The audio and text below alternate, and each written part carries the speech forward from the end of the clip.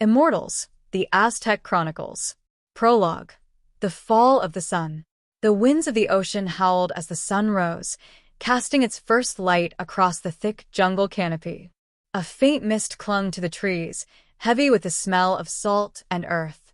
The distant, monstrous shapes of ships were visible on the horizon, great behemoths with towering masts and sails that fluttered like the wings of an ancient bird.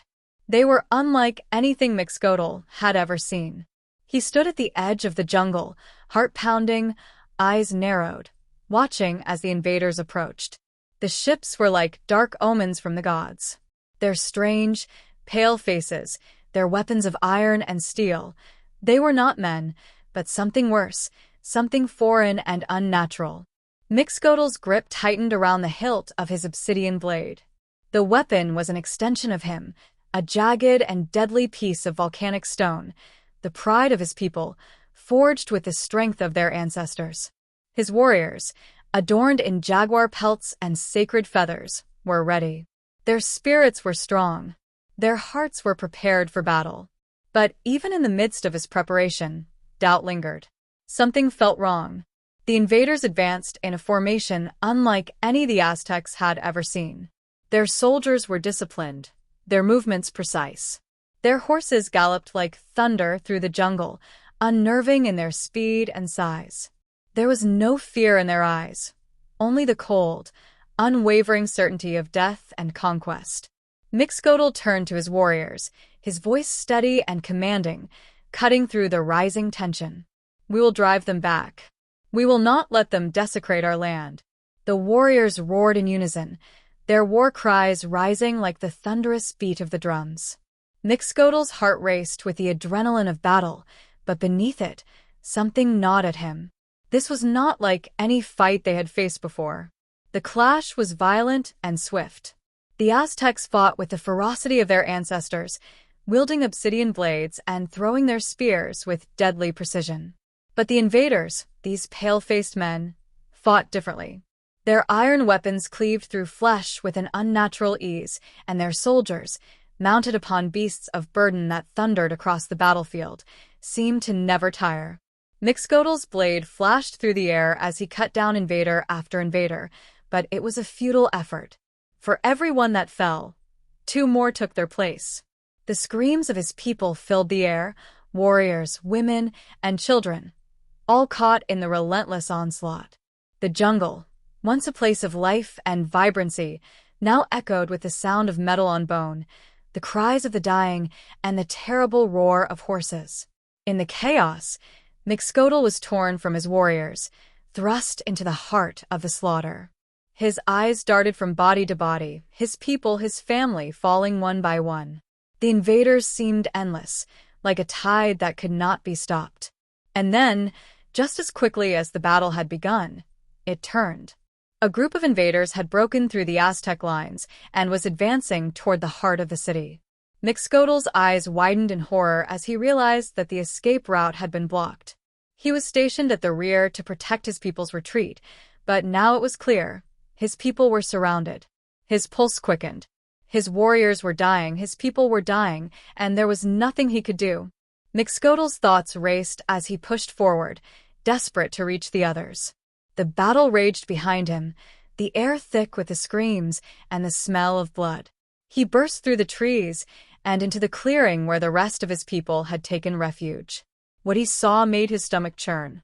The ground was littered with the bodies of his warriors, their blood soaking the earth. Women and children lay lifeless in the fields, their faces contorted in fear. The city that had once been a symbol of Aztec might was now reduced to a smoldering ruin. The invaders had done their work well.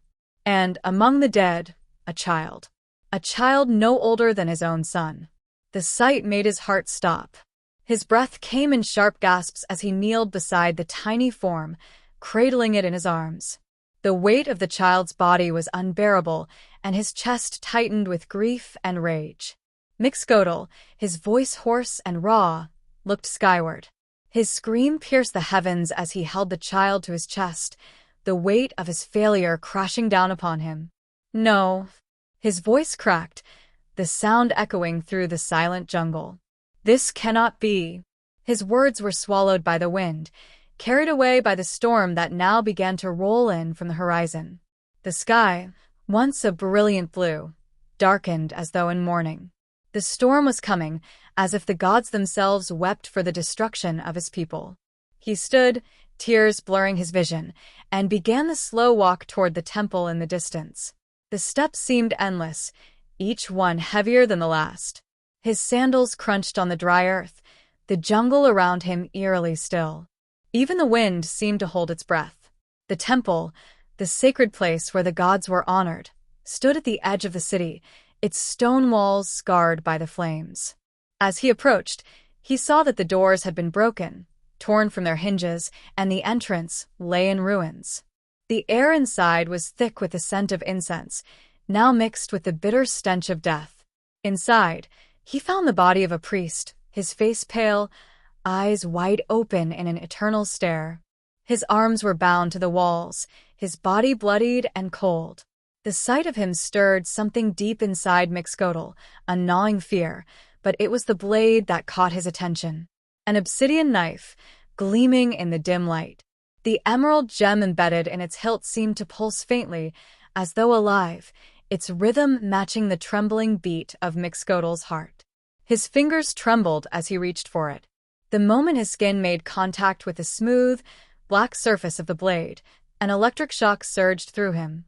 The gem began to glow brighter, casting an eerie green light that illuminated the darkened room.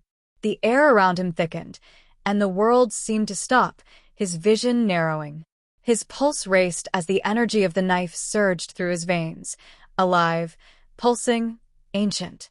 The blade felt like a part of him, as though it had been waiting for his touch, for this moment. And then the voice came. "You are chosen." The words reverberated through his mind, deep and ancient, like thunder rolling across the sky. They were not his own thoughts, yet they felt familiar, as though they had always been there, waiting for this moment. "You are eternal. You will never die." The realization hit him like a force of nature. Immortal. He had been touched by the gods. They had chosen him. He could not understand it, not yet, but the knife, the blade, was the key. As the voice echoed in his mind, Mixcoatl staggered back, his vision spinning, and collapsed to his knees.